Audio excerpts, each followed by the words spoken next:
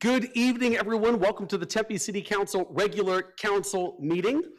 Item number 1, council meetings can be watched in real time via Cox Cable Channel 11 and at tempe.gov/tempe11.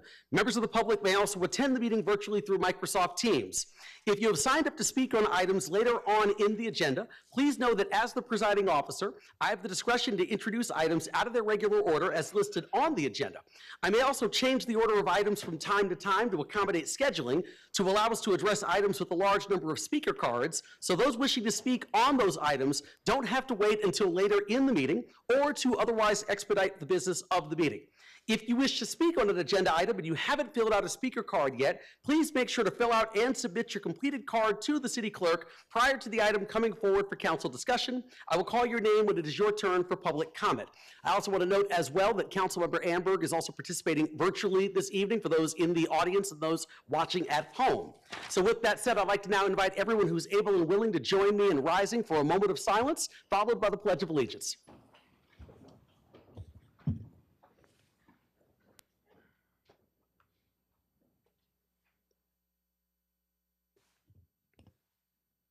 Thank you. I pledge allegiance to the flag of the United States of America and to the republic for which it stands, one nation, under God, indivisible, with liberty and justice for all. Thank you. Tonight's agenda has a number of items that the City Council must consider in order to conduct city business. Guidelines for conduct at City Council meetings are on the table near the entrance for those in attendance at tonight's meeting.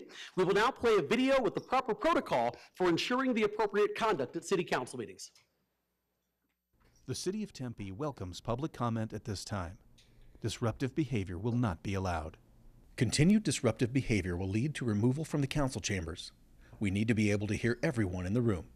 Behavior that disrupts, disturbs, or otherwise impedes the orderly conduct of any city council meeting is not helpful and is not permitted. This includes behavior both inside and outside of the council chambers. Should individuals inside the council chambers become disruptive so that city business is not able to be conducted, the mayor will let the individuals allow city business to be completed. There will be public comment during the call to the audience portion of the meeting. If no cooperation, the mayor will issue a verbal warning and let them know that the continued disruptive behavior will lead to removal from the council chambers.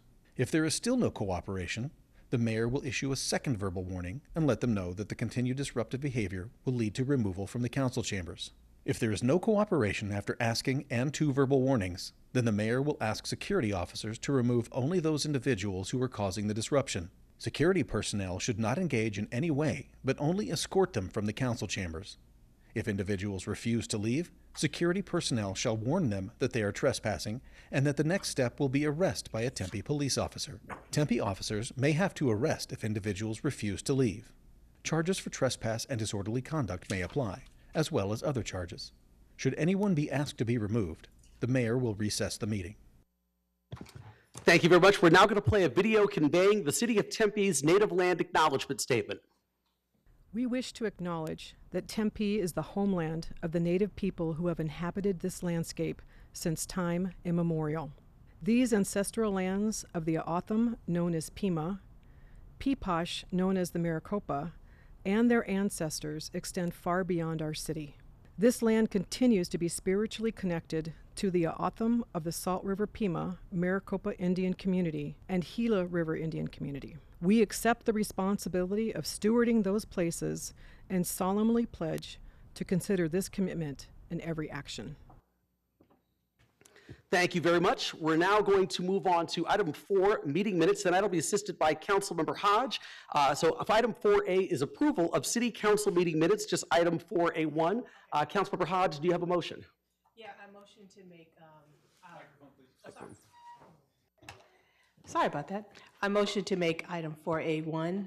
Okay, it's been moved by Councilmember Hodge. Do I have a second? Second. Seconded by Vice Mayor Garland. Please vote. Aye. And that 7-0. Next up, item 4B, acceptance of board, commission, and committee meeting minutes, which are items 4B1 through 4B7. Councilmember Hodge. Motion, I make a motion to do items 4B1 through 4B7. Thank you very much. It's been moved by Councilmember Hodge and seconded by Councilmember Adams. Please vote. Aye. And that also passes 7-0. Thank you, Councilmember Hodge. Thank you. All right, next up, item number 5, reports and announcements. I have a few this evening. Let me see if I can come grab everything and come on down. All right.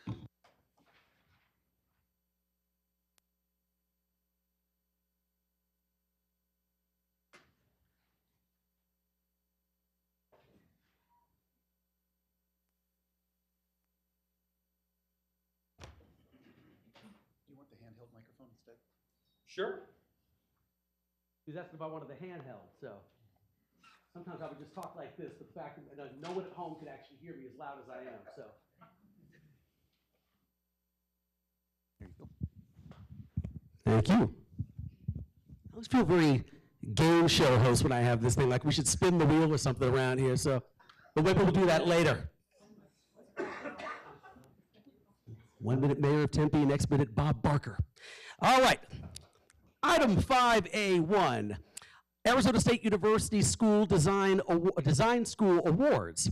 So with the Tempe Town Lake concept originating out of a design studio at ASU by then Dean James Elmore in 1961, the design school at ASU, the architecture program has once again engaged in collaboration with the city of Tempe. This collaboration began last year and is piloted by Clinical Associate Professor of Architecture, Elena Welke, who I saw twice today already, I have to say, for the camera, Deputy City Manager Keith Burke, and Community Services Director Craig Hayton. Several architectural studios were coordinated by Assistant Teaching Professor James Wasala and instructor Kate Dudzik-Smith at the design school at ASU, who worked to develop architecture design studios for the senior architecture students, all with projects sited on the North Shore to envision the future of Tempe Town Lake. Each proposal interprets and reinterprets the North Shore through amenities that blend recreation, learning, and entertainment, capturing the vibrant energy and identity shaped by its proximity to Arizona State University. So you can see the proposals hanging outside or at the back, or maybe not. See, look, Keith shaking. He's like, no, Corey, they're not. We can see them. We'll see them later, okay? So anyway, next up. Thank you, Keith. Deputy City Manager Keith Burke, everyone. All right, so next up. The Spectate Celebrate Live-Bait Center, I hope I'm pronouncing that correctly, is also a gathering place that activates the site at different times of the day and year. The Spectate Center uses the lake as a field for sport and folly to be viewed with proposals, including floating stages for theatrics. The Celebrate Event Center is utilized to activate the site when no large event, allowing people to gather and enjoy the view of the lake and the city of Tempe beyond. The Live-Bait function serves those who visit the lakeside and want to enjoy a tasty beverage, which is also a line from Pulp Fiction. I'm sorry, I'm in rare form now, I apologize. So the Spectate Studio Award winners are, so I want to make sure that when you are recognized, please come down here and join me in the front of the room. So the first winners we have are Austin Heffernan. There we go.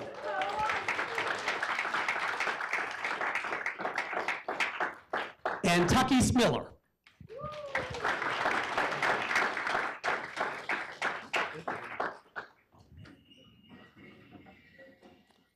All right.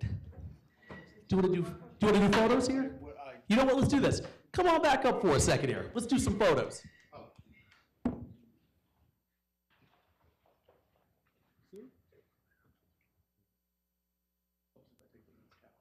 That, yeah. Big smile. 1, 2, 3. One more like that. Gotcha. Thank you. Congratulations. Thank you. Yeah, appreciate it.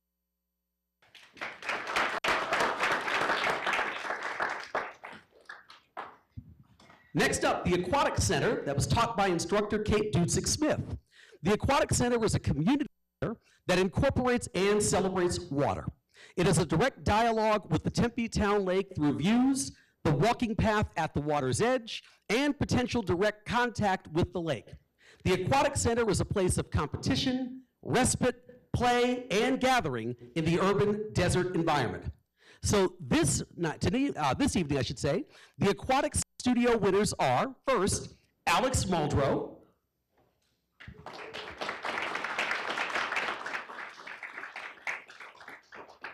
and Zoe Mitchell.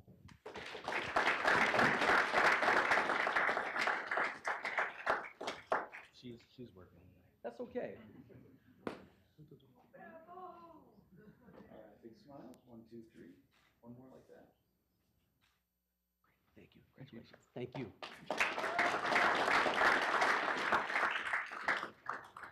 Next up, the Water Education Studio, taught by instructor Renee and faculty associate Mauricio Underwood.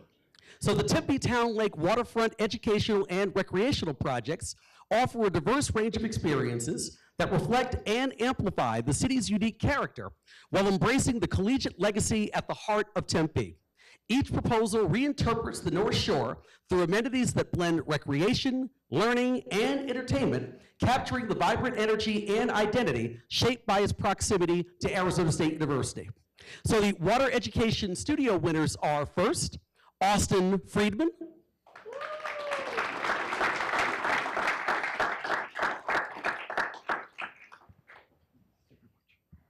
And Raya Hurst.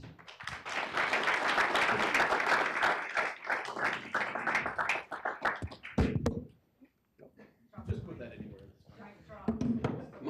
Literally, the worst kind of mic drop. Big smiles. 1, 2, 3. One more like that, please. 1, 2, 3. Big smile.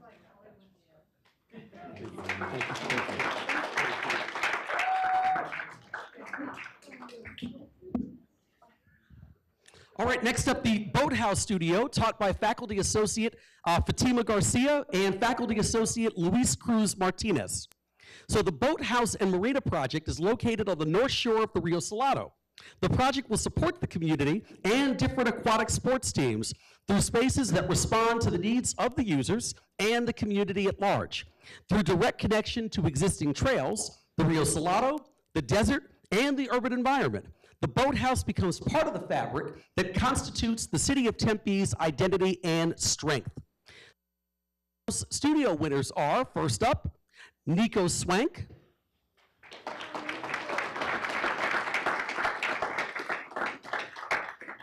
And Reese Johnston.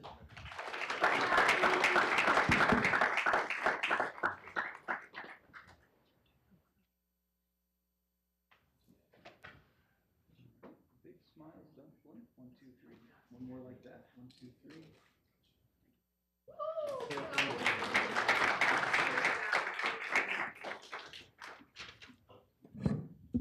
And now, since that is all the winners this evening, I would love to see if we could invite all of you back up for a larger group photo of all of our students. So please, if you just got a certificate, please come back up and let's take a big group photo.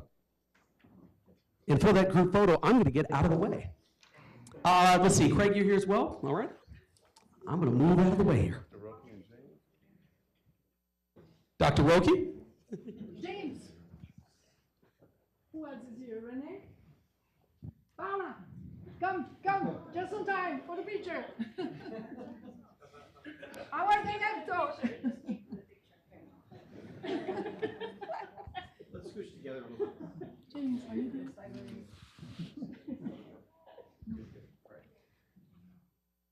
Do we do the forward? Smile. 3. One more like that. Big smile.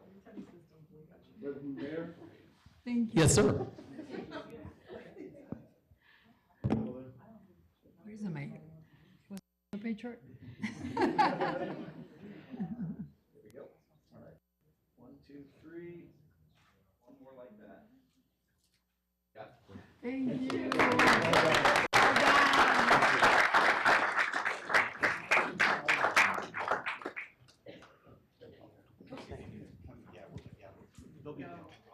We'll make sure you get it.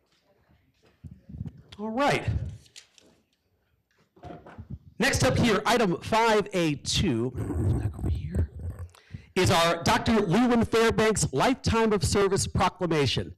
And I would love to see if we could get the members of, I know Greg Fairbanks is here, and anyone else who is here on behalf of Dr. Fairbanks, if you could please come join me down here for a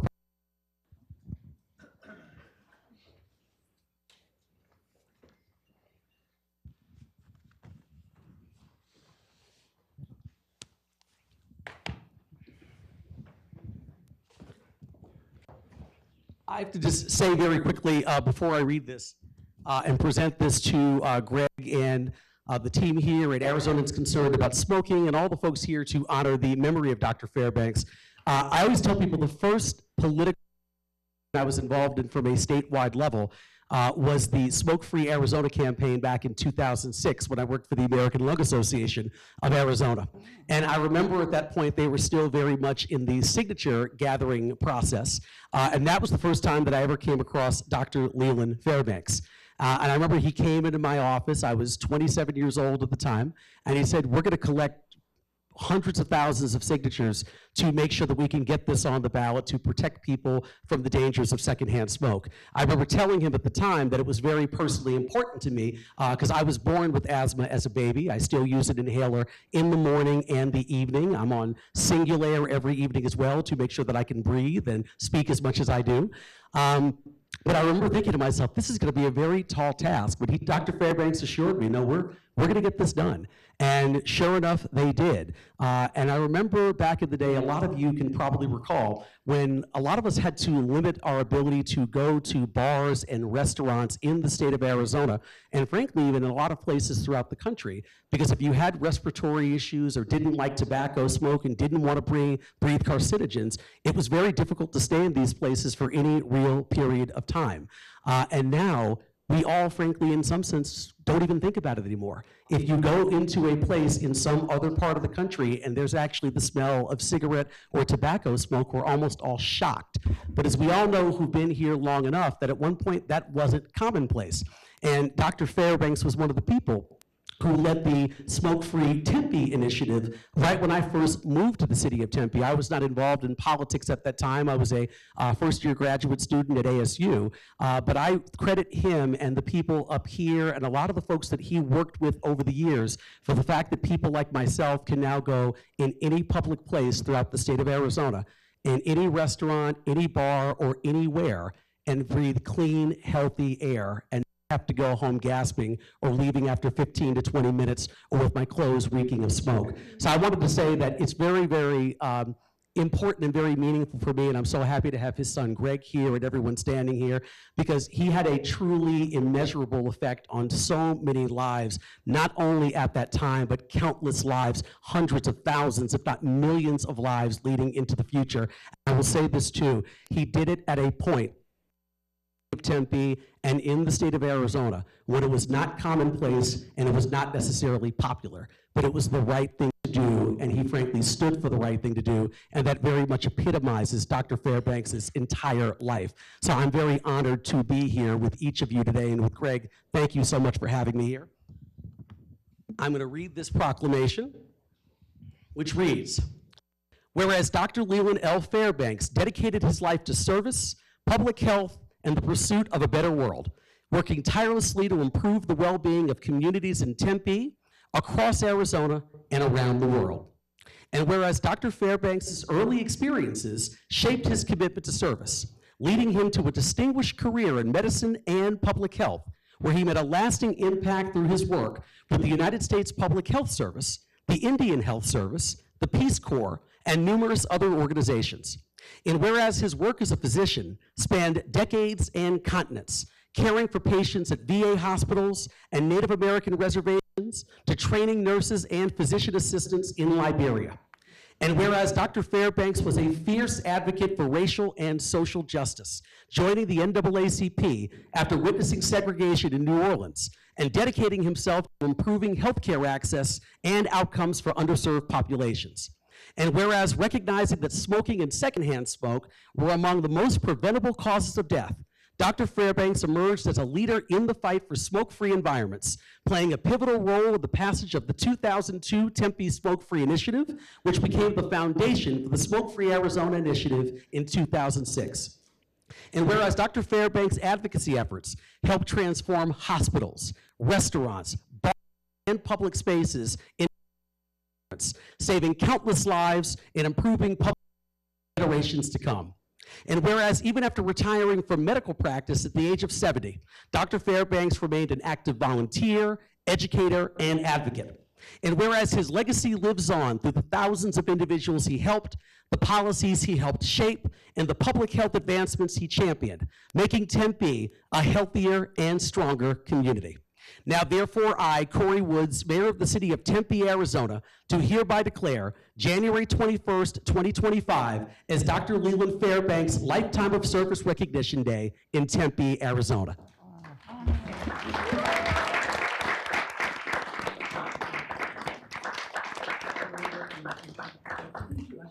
have everybody kind of take a step. I want to thank everyone. Susan, my sister's here, my wife, all the people from ACS. Who couldn't, he would say that he never could have done it without you. Big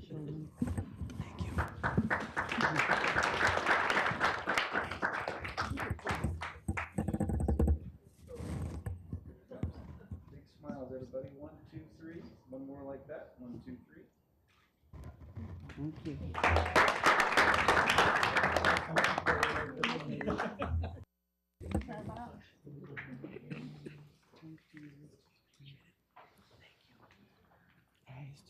Good. Good job. Good job.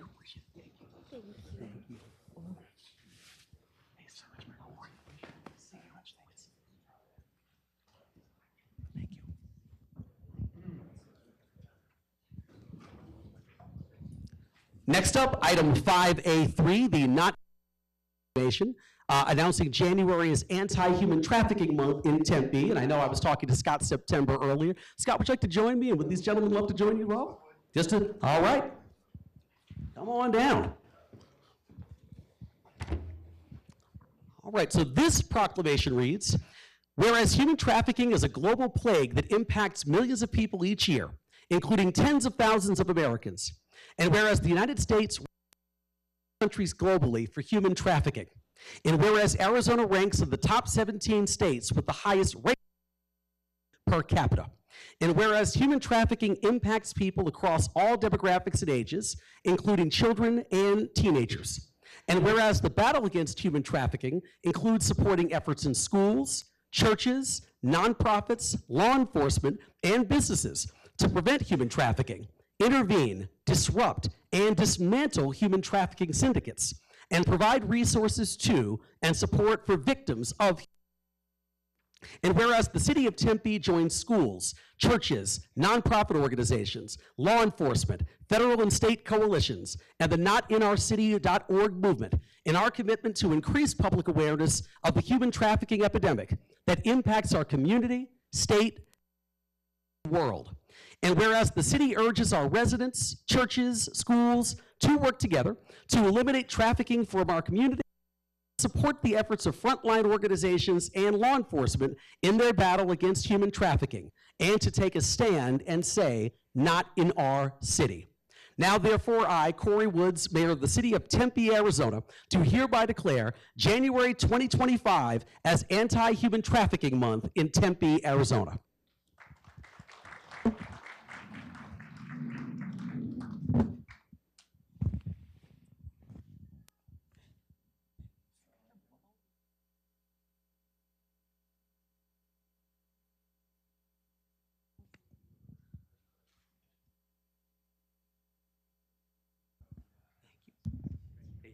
Thank you, Mayor Woods, for once again, and Council, for once again making this proclamation. It's an annual event, and not is constantly trying to raise awareness of this issue, light into the darkness, because it exists in all of our communities. Many of us don't want to admit it, but it's here, and it can't stay here, and we're going to get rid of it. We're going to put an end to the trafficking of our young men and women.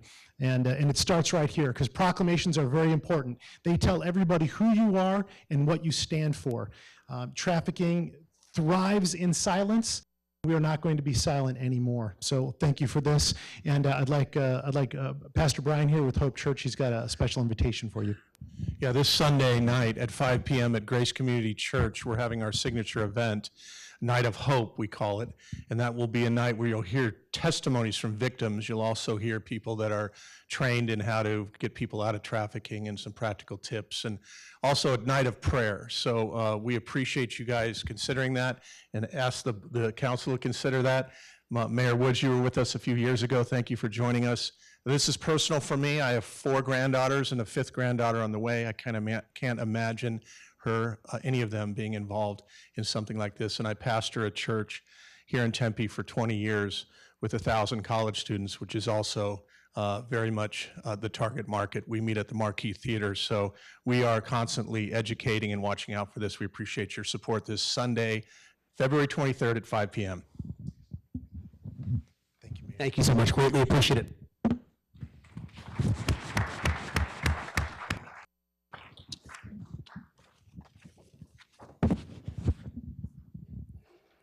And next up here, since I've got more space for this one down here, can I see if the council can join me for this one?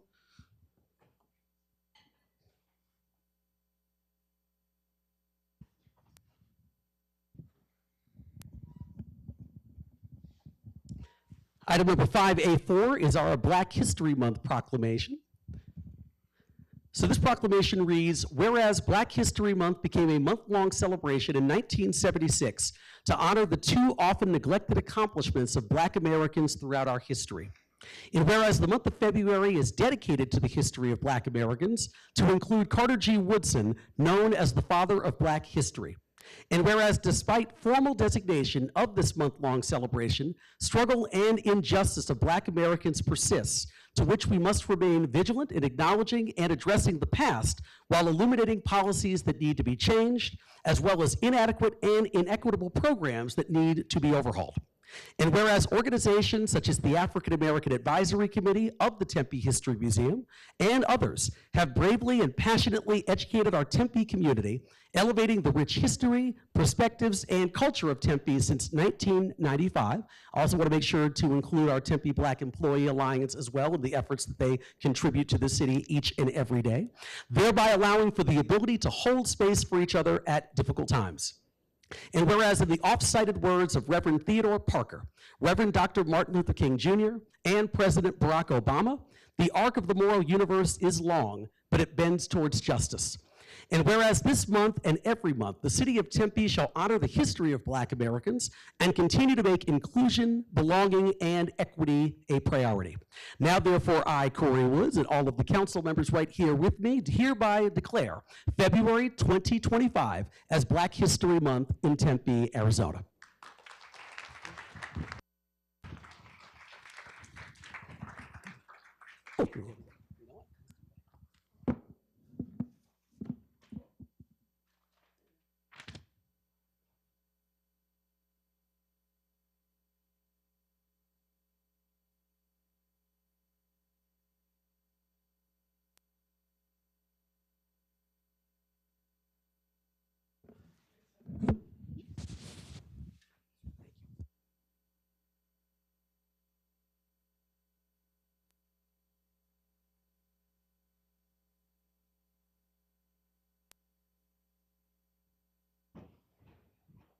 I also forgot the person I sent this to. Where is Dr. Valisa McMillan Humes? Come on down, our Chief Diversity Officer for the City of Tempe. Can we all give her a big round of applause? I always want to acknowledge the people doing this work each and every day, and also I've always noted, if you're a mayor and you walk away and you still have the proclamation in your hand, you have done something incorrect. So, but in all seriousness, I want to thank Dr. Humes for all the work you do to continue the work of diversity, equity, and inclusion in the city of Tempe, and of course, celebrating February as Black History Month. So thank you again.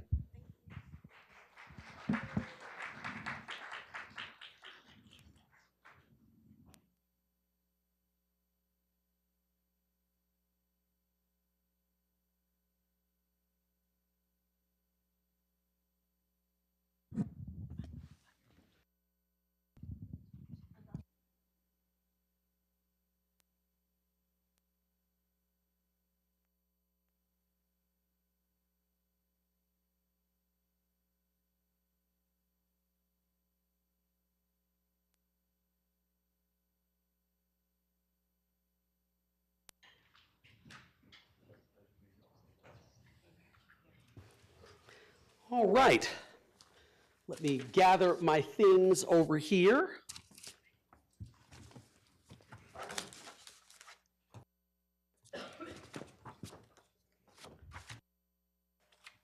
So other than that, too, I know we have reports and announcements. Madam City Manager, any announcements this evening? No announcements this evening. Wonderful, Mr. thank Chair. you so much, appreciate that. All right, so that leads me to item number 6, public appearances.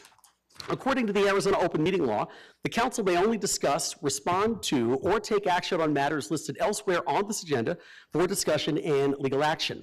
The purpose of the open call to the public is to allow individuals to address the city council on any issue within the jurisdiction of the city council. No person shall speak more than once, and there is a limit of 3 minutes per speaker. In the interest of allowing all members of the public to have an opportunity to speak, in the case that there is such a large number of persons intending to speak during the meeting that it may deprive other members of the public from the reasonable opportunity to speak, the mayor may limit each speaker to less than 3 minutes. Speakers present at the podium must state their name and city of residence and provide a speaker card. Members of the public shall refrain from making personal, impertinent, or slanderous remarks and from becoming boisterous while addressing the city council or while attending the meeting. Speakers will be taken first come, first serve in the order in which the cards are received. Speakers' visual aids and appearances by phone or recordings are not allowed.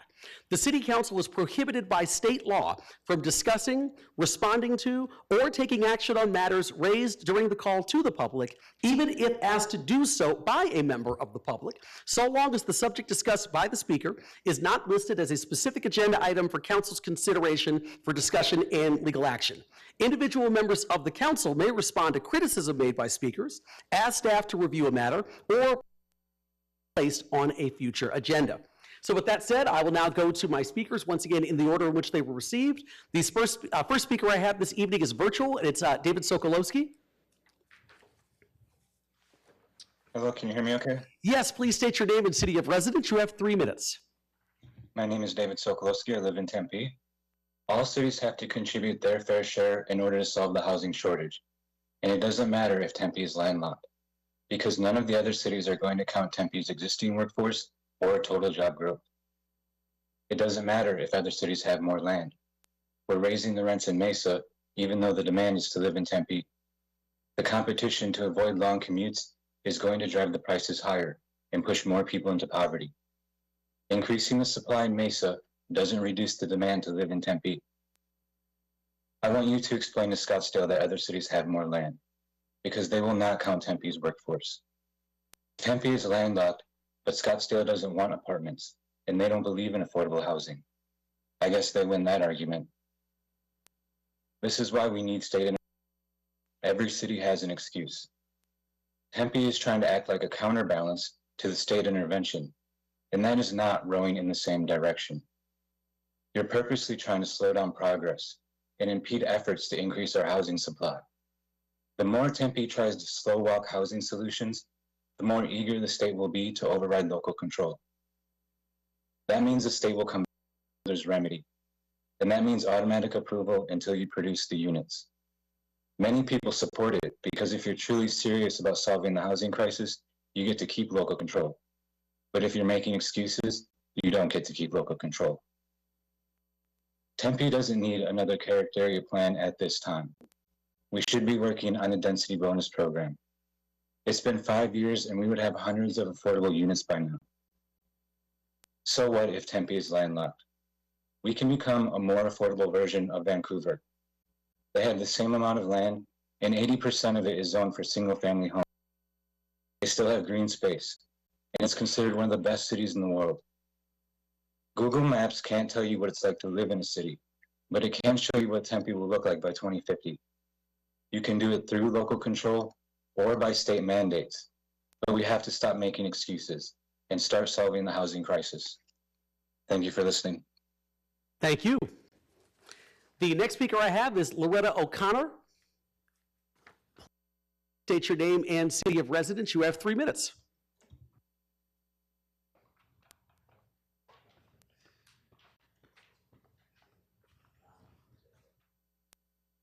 Hello. Hi. My name is Loretta O'Connor. I live in Tempe. I'm from Illinois. My husband is from the Netherlands. We both come from green places, and we are against the proposed rezoning of the Shalimar Golf Course. We moved to Arizona in 2017 for his job and first lived in a rental in Chandler.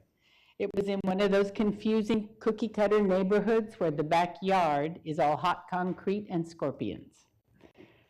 The next year, we found the Shalimar neighborhood and bought a house between the 7th and 8th holes on the golf course. Now our backyard view includes green grass, a gorgeous row of palm trees, and lots of tall shade trees. We love living in Shalimar, and we try to be good stewards of our own property with careful irrigation and desert-friendly shrubs and trees. Thank you for all the free workshops. We love those water conservation folks. We recently learned about the Urban Forestry Master Plan and the city's commitment to achieving a 25% tree and shade canopy by the year 2040. Fabulous. We added our new trees to the online community tree map. So we are terribly concerned about shoehorning 277 units of unaffordable housing, along with what, 50 cars, into a 44-acre green space. Common sense and your own master plan identify the many benefits of public access to large green spaces for mental health, physical health, social interaction, and of course for the environment. Open spaces and tall trees improve air quality and mitigate urban heat islands. In this big bowl we live in, air pollution and heat are only going to get worse.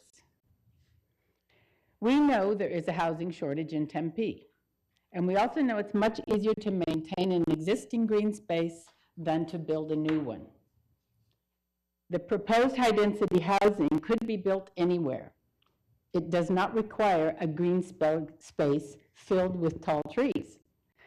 And the current plans would not solve the city's problem of too little affordable housing. The proposal would only make our lives worse with traffic, noise, stale air, and trapped heat. Please don't make this beautiful neighborhood ugly and less livable. Thank you for this opportunity to address the council, and thank you for working with our Save Shalimar committee toward a future that we can all be happy with. Thank you. That is all the cards I have this evening. Is there anyone else in the audience wishing to speak? If so, please get my attention now. All right, seeing none, I will close that portion of the meeting and move to item number 7, which is the consent agenda. All items listed on the consent agenda will be considered as a group and will be enacted with one motion by the City Council unless an item is removed for separate consideration. Members of the public may remove public hearing items for separate consideration. Public hearing items are designated as public hearing item at the beginning of the item title. Council members may remove any item for separate consideration or to declare a conflict of interest. If a council member would like to declare a conflict at this time, the city clerk will provide the council member with a disclosure form. If you wish to speak on a public hearing item, please fill out a speaker card and submit your completed card to the city clerk prior to the agenda item coming forward for council discussion. I will call your name when it is your turn for public comment. This evening, the consent agenda is listed as miscellaneous items 7A1 through 7A7, awards of bids and contracts, items 7B1 through 7B13, and resolutions, items 7C1 through 7C4. Once again, any agenda item designated as public hearing item can be removed by a member of the public for separate consideration. If anyone would like to have a public hearing item removed, please get my attention now. Okay, seeing none, I will move on from that and move to our council colleagues here. Do you have any agenda items that you'd like to have removed for separate consideration? Okay, it's been moved by Vice Mayor Garland and seconded by Councilmember Keating. Please vote. Aye. And that item passes 6-0 with Councilmember Hodge absent.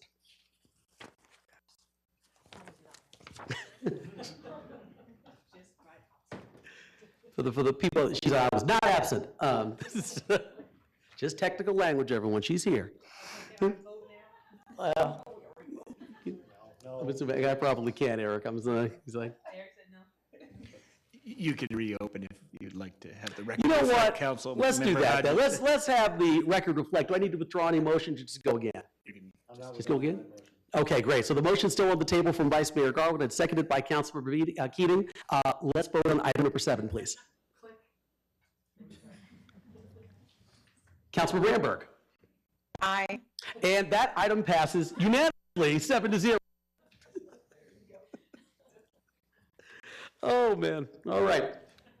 Anyone actually does wonder whether we all like each other as much as we think we do. We actually do. This is how we are behind the scenes too. So item number 8 here, the non-consent agenda. All items listed on the non-consent agenda will be considered separately. Agenda items scheduled for introduction and first public hearing will be heard, but will not be voted upon at this meeting. Agenda items scheduled for second public hearing and final adoption will be voted upon tonight. Council members who may have a conflict of interest may abstain from voting on a matter, and the city clerk will provide the council members with the disclosure form at this time. 8A, miscellaneous items, bids, contracts, and resolutions. The first item under the section is 8A1, which is to approve the fiscal year 2023-2024 financial reporting package and audit reports submitted by the city's external auditors, Heinfield Beach and Company, PC.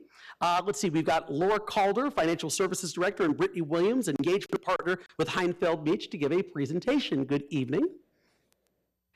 Good evening, Mayor and Council. I'm Laura Calder, Financial Services, and I'm here to request approval of the FY24 financial statements, which are ready and in your packet and available online. Each year, the city does receive awards for their financial statements, and FY23 was no different. We just got the award from the Governor's Financial Officers Association.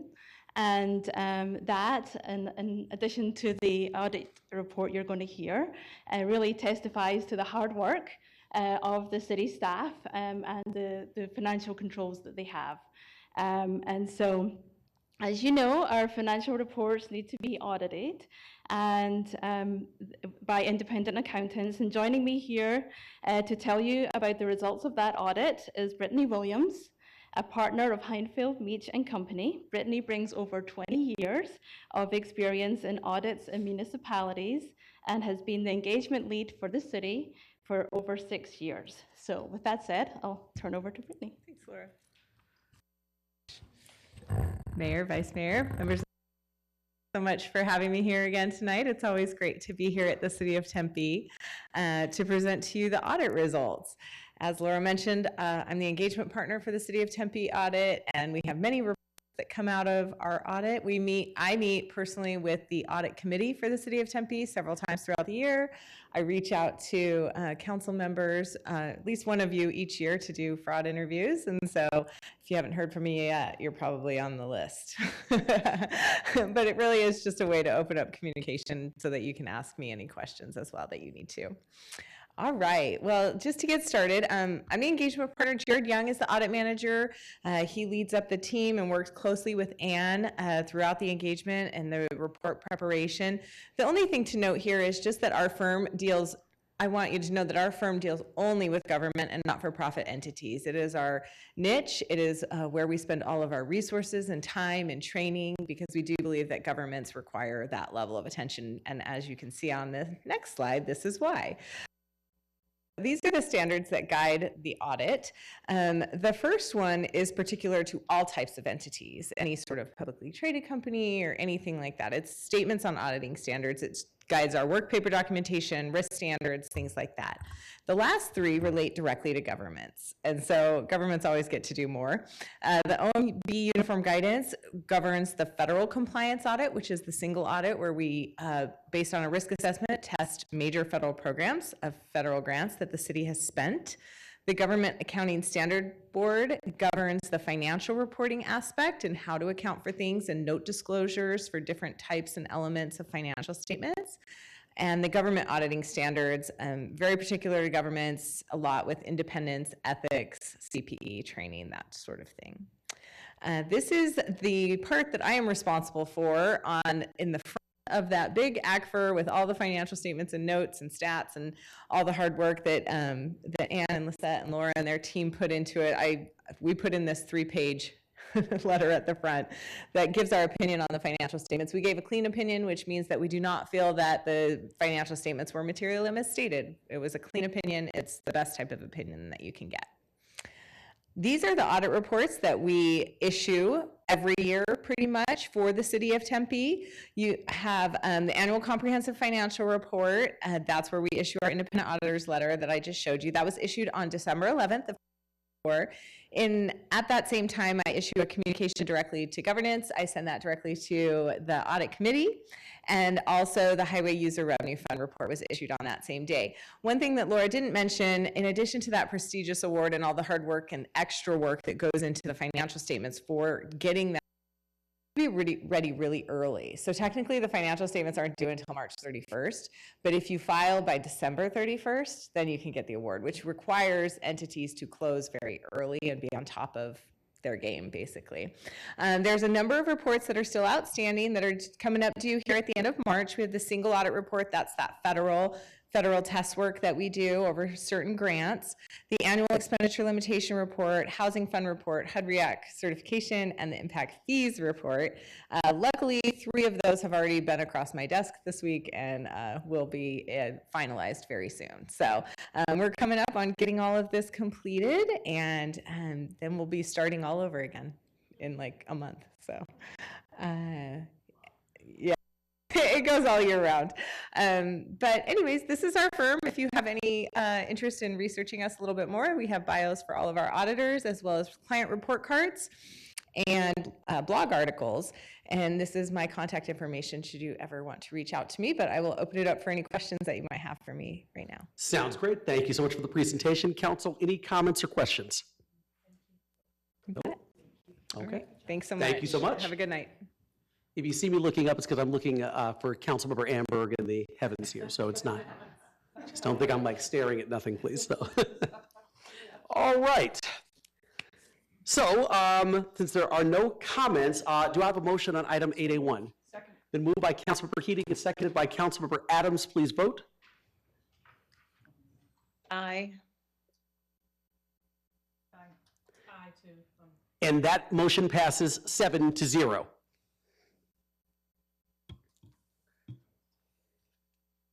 Next up, item 8A2, hold a public hearing on the proposed development impact fees for fire, police, parks, and recreation, streets, and water and wastewater.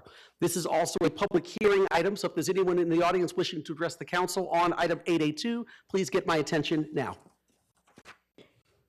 All right, seeing that, I'll close the public testimony portion of the public hearing. Council members, any comments or discussion? So there's no vote on this one, so, okay, all right. With that said, see, I guess that means then, because it's not here, Mr. Anderson, that the second hearing, I guess, is, let's see. When is that second hearing for this item? Mayor, we'll have to look into that. There's a timeline that's required, so it may not be, the next regular meeting may not meet that timeline that's state required. So it's probably going to be further into late March or April before we can have that second. Sounds good. Just wanted to make sure I wasn't leaving something out. Thank you very much.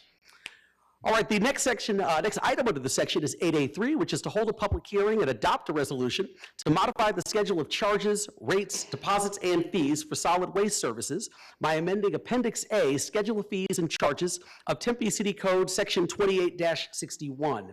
This is also a public hearing item. If there's anyone in the audience wishing to address the council, please get my attention. Seeing none, I'll close the public testimony portion of the public hearing. Council members, any comments or discussion? Okay, do I have a motion on item 8A3? Moved by Councilmember Keating and seconded by Vice Mayor Garland. Please vote. Yes. Aye. And that item passes 7-0. The next item under the section is 8A4, which is to hold a public hearing and adopt a resolution to modify the schedule of charges, rates, deposits, and fees for water services by amending Appendix A, Schedule of Fees and Charges of Tempe City Code, Section 33-56. This is also a public hearing item. If there's any public testimony on this item, can someone please get my attention now? Seeing that, I'll close the public testimony portion of the public hearing. Council members, any comments or discussion? It's been moved by Councilmember Hodge, seconded by Councilmember Keating. Please vote. Aye. And that item passes 7-0. Next item under the section is 8A5. Public hearing and adopt a resolution to modify the schedule of charges, rates, deposits, and fees for wastewater services by amending Appendix A, Schedule of Fees and Charges of Tempe City Code, Section 27-196. This is also a public hearing item. If there's anyone in the audience wishing to address the council, please get my attention now. Seeing none, I'll close the public testimony portion of the public hearing. Council members, any comments or discussion? Seeing none, is there a motion on item 8A5s? Moved by Councilmember Keating and seconded by Councilmember Adams. Please vote. Aye. And that item also passes 7-0. The last item under the section is 8A6, which is to approve the utilization of a 17-month Omnia Partners cooperative contracts with CDW Government LLC and SHI International Corporation for the purchase of software licensing, technology products, support, and services. Council members, any comments or discussion? It's been moved by Councilmember Hodge and seconded by Councilmember Chin. Please vote. Aye. And that item passes 7-0. The next section on the non-consent agenda is ordinances and items for introduction and first hearing. The items under the section will be read and introduced tonight, but no substantive votes will be taken. The second hearings and votes are scheduled for March 25. So the first item under the section is 8B1, which is to introduce and hold the first public hearing to adopt an ordinance for a planned area development overlay to modify building height and a development plan review for a new 7-story self-storage building on 2.87 acres for U-Haul Moving and Storage at Tempe Town Lake, located at 500 North Scottsdale Road. The applicant is RKAA Architect Incorporated. Are there any comments from city staff on this project? All right, any comments from council before I get to the applicant presentation? None? All right, does the applicant have any statement on this item? Yes, please come forward.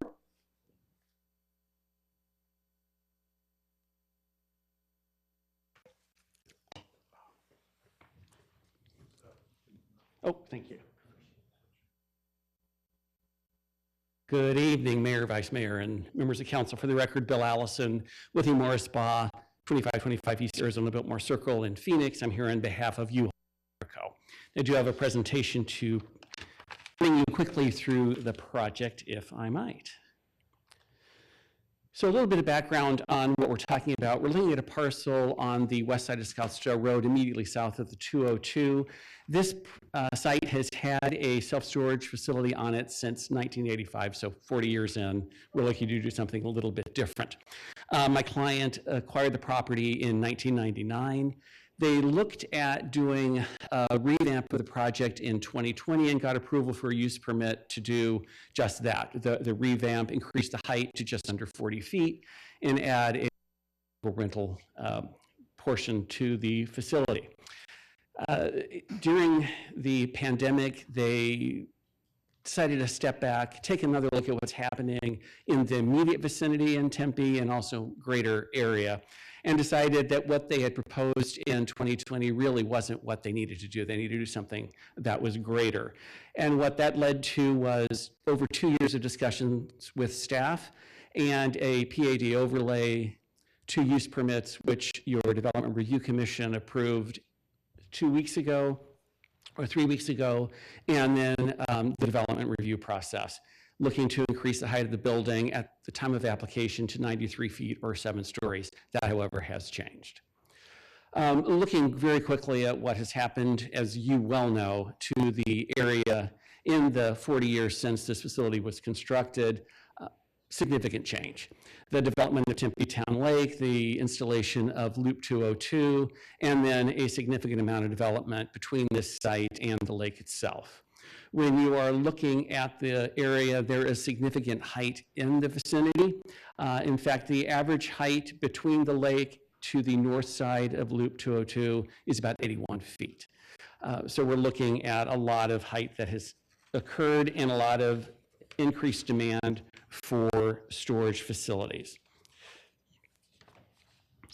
The zoning district, which we are playing within, we're not changing anything about the zoning district, allows a variety of uses that are much more intense than a self-storage facility. So we think that what is proposed here, and again was approved with the use permit about 3 weeks ago, is very appropriate. We are looking tonight for your first comments on the PAD overlay, on the development plan review, and again, already have approval for the use permits. highlighting a couple of things that are happening with the PAD overlay. One is the increase in height. Originally, as I said, we were requesting 93 feet. That has been scaled back to 85 feet and 6 stories on the recommendation of staff and the ZRC. The PAD also then increases the setback from Scottsdale Road from the required 25 feet to 127 feet. That is the current setback of the buildings that are on the property. The parking setback is also increased, required 20 feet to 40 feet. So the parking is going to be well off the road and not visible. In looking at the use permits quickly, one thing that's interesting that you might like to know is with the vehicle rental, this is for 9 trucks. That is the limit of what the rental will be on the property. And those trucks will be parked interior to the site, so you will not see them driving by. And you'll have an appointment to rent those before you arrive on the property. Just drop in, to rent a vehicle. And then the development review also is something that we'll be looking at to approve, we hope, on March 6th. I will note that both staff and the DRC believe that the PAD overlay and the development review meet standards for Tempe. A little bit of history, again, in 2020, there were use permits approved for the development, and this is what the layout was at that time. The building that is proposed today is largely in the same location as the large rectangle, which is in the middle of the plan that is before you. This is the design that was approved in 2020. I'll just highlight as an example on this approval, the wave element, which you'll see again in a minute, as something that has since been rejected, both by staff and by my client. Current proposal is to develop a 6-story, 85-foot tall building, and that is to the top of any embellishments on top of the building, where this blue color is, in the middle of the site. Again, set well back off of Scottsdale Road.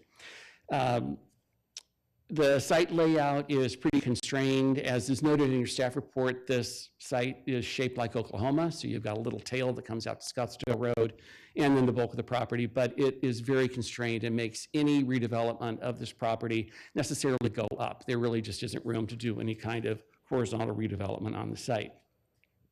Some highlights of the proposal. Again, we're updating a self-storage facility that's been in place for 40 years and really does need an update, particularly given the increased demand with the development of multifamily in the immediate vicinity and in the greater area.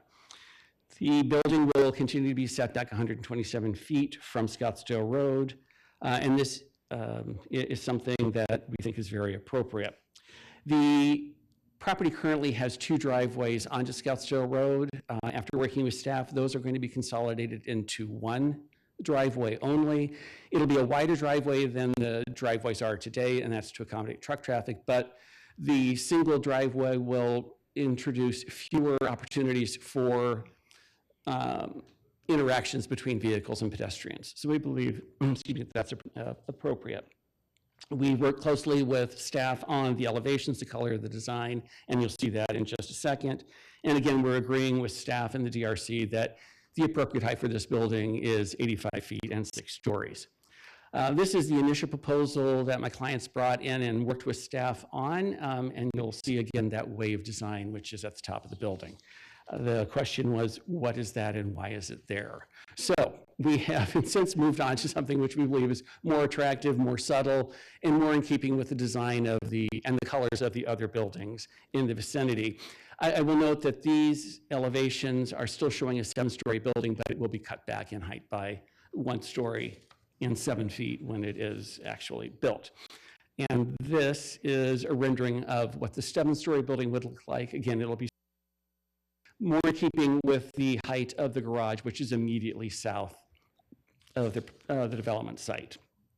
So looking at some summary issues for this development, we are working again within the zoning which is approved on the property.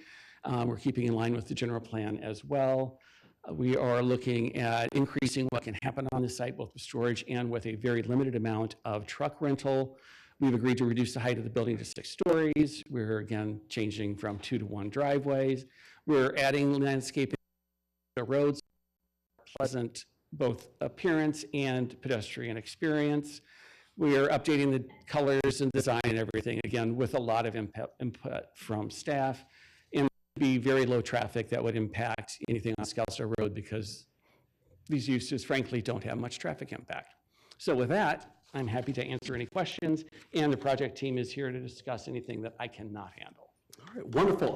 Thank you, council members. Any comments or questions? All right, hearing none. Thank you, Mr. Allison. Appreciate it. All right, this is also a public hearing item. So if there's any public testimony on this item from anyone in the audience, can you please get my attention now?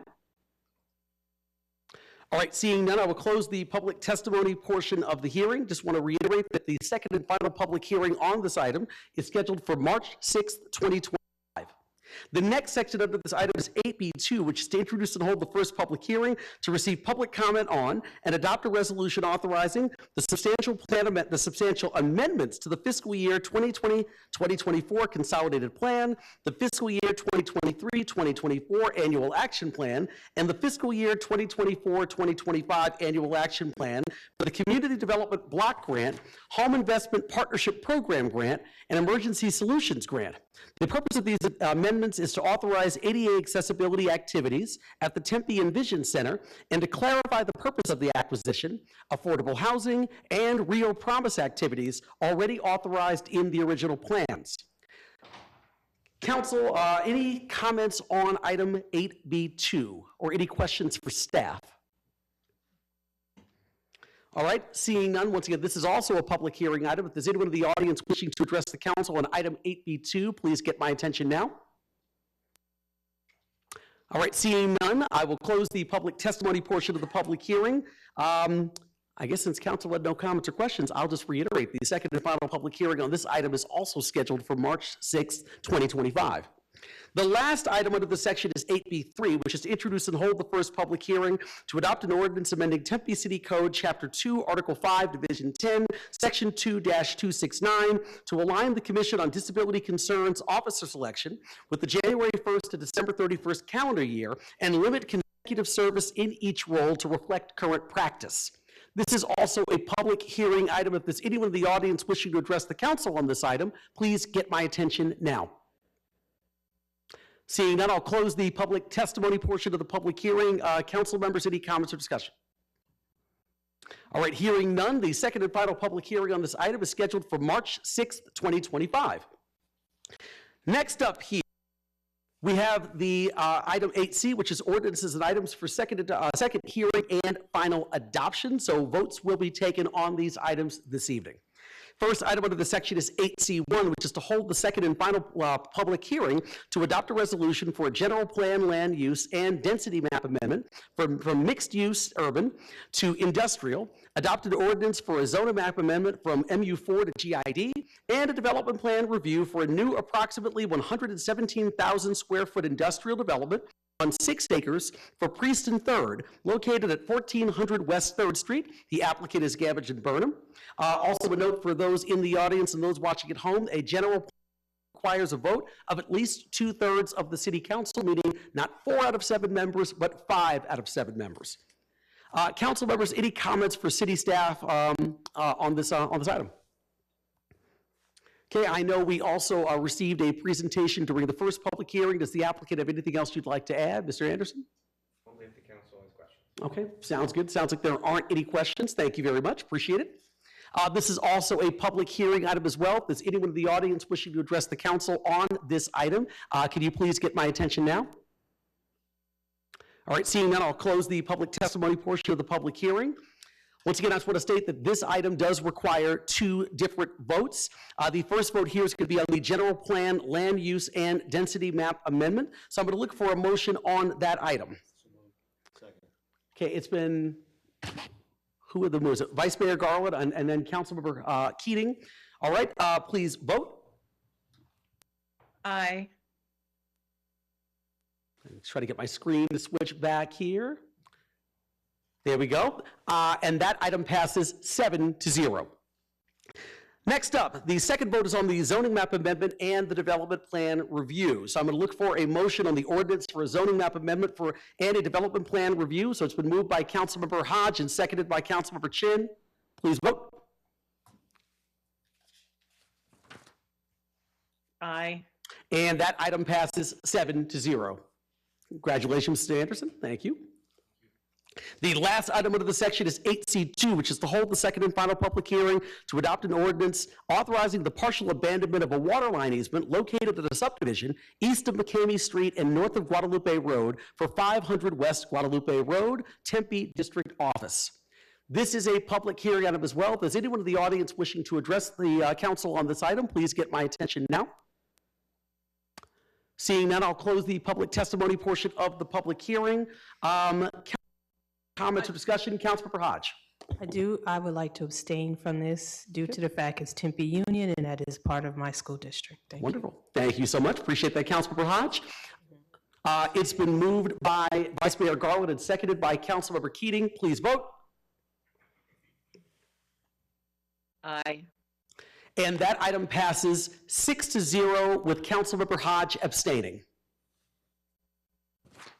Next up, that brings me to item number 9, current events, council announcements, and future agenda items. Council members may request that an agenda item also be added to a future council meeting during their allotted time, but in accordance with the open meeting law, there should be no discussion on the item other than to clarify the request. So I'm now going to call upon comments and or requests to add agenda items in the future. And this evening, I'm going to start with Councilmember Chin. Thank you, Councilmember Chin. Next up, Councilmember Hodge. Yes, I just wanted to say that I joined the 23rd Annual African American Legislative Conference, and I was on the Education Committee, and I represented the city of Tempe talking about education and how we can connect that to our city.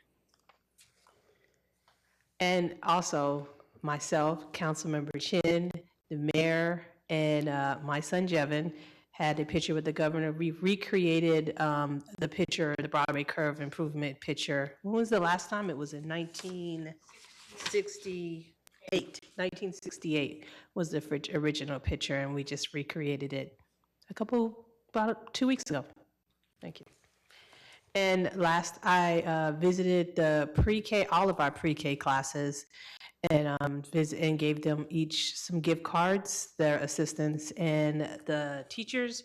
We gave 11 teachers and 23 instructional specialists some gift cards and got a chance to meet some of the kiddos in the classroom.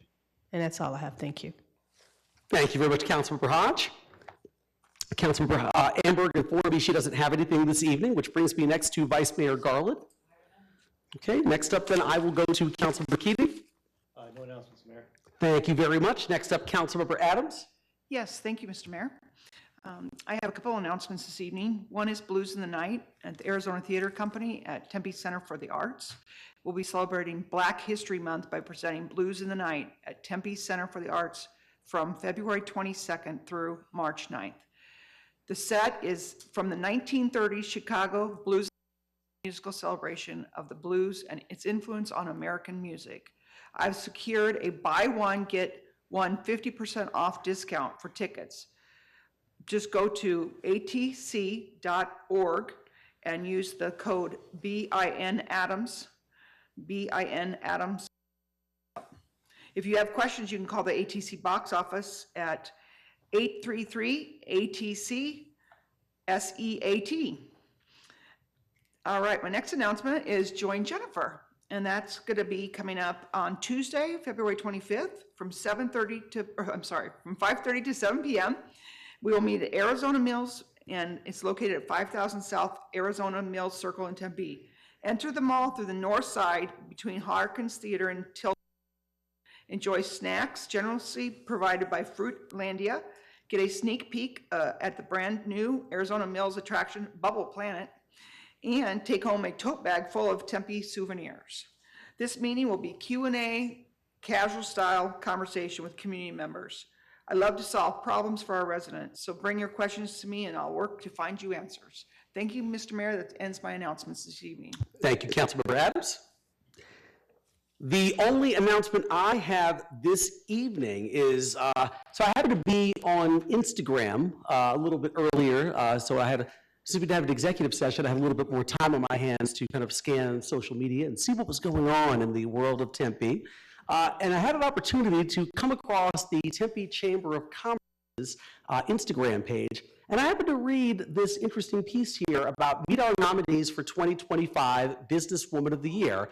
And who else did I see on that page but the person sitting in the back, embarrassed that I'm actually doing this, who also, I should say, celebrated a pretty huge birthday this week. Tanya Chavez, yay! But other than our Chief of Staff, Tanya Chavez, who's being nominated for Businesswoman of the Year for 2025 by the Tempe Chamber of Commerce. So, I just wanted to say, I know that I speak on behalf of all of us sitting up here. Tanya's an exceptional chief of staff, and I always try to tell people that, you know, a lot of mayors have their own chief of staff, and we have a very unique system in the city of Tempe where Tanya is not the chief of staff for me alone. She's the chief of staff for all 7 of us sitting up here. So not only is she trying to corral me and all of my crazy things that I've got going on during the course of the day, she's also chasing after 6 other people who are also doing exceptional work on behalf of the city of Tempe. So I know that we are all exceptionally proud of Tanya, who we affectionately call Chief Chavez, for this nomination. I mean, she does a wonderful job on behalf of the city of Tempe. She's a longtime employee. And also, before I wrap this up, since I want to continue the public embarrassment that I'm doing right now, and she's looking at me like, Corey, please stop or I'm going to charge you. I'd like to see if we could offer the folks who are in here this evening, because it was her birthday this past Tuesday. And it was an important birthday. I'm not saying what year, but I am going to make sure that we all do happy birthday right here in the council chamber. So, with that said, I'm going to go ahead and kick things off. Actually, Tanya, can you come on up? Councilmember Chin requested your presence here in the front. Actually, come on down, everyone. Come on down.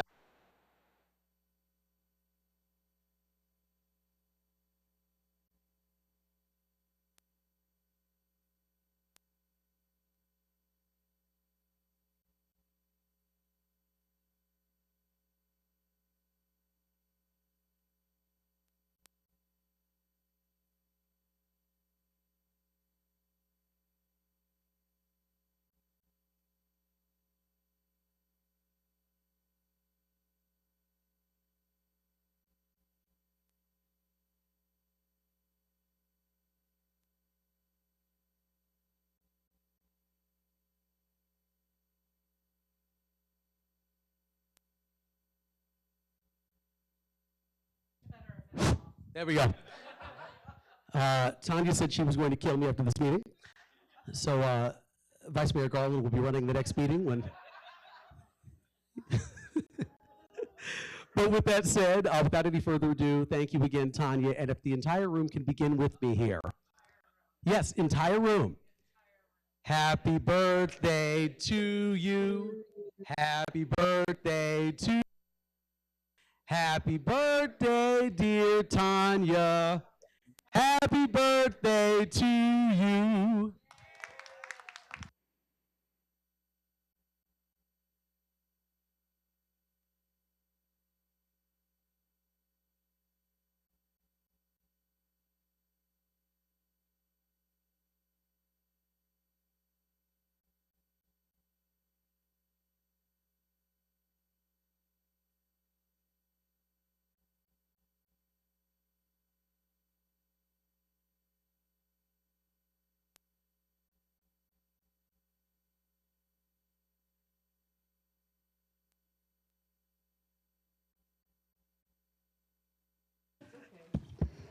All right, next up here, item number 10, public appearances. Is there anyone in the audience who'd like to address the council this evening? If so, please get my attention. Seeing none, I will close that item and move to item number 11, which is adjournment. The next regular scheduled city council meeting will be on March 6, 2025. We are adjourned at 7:15 p.m.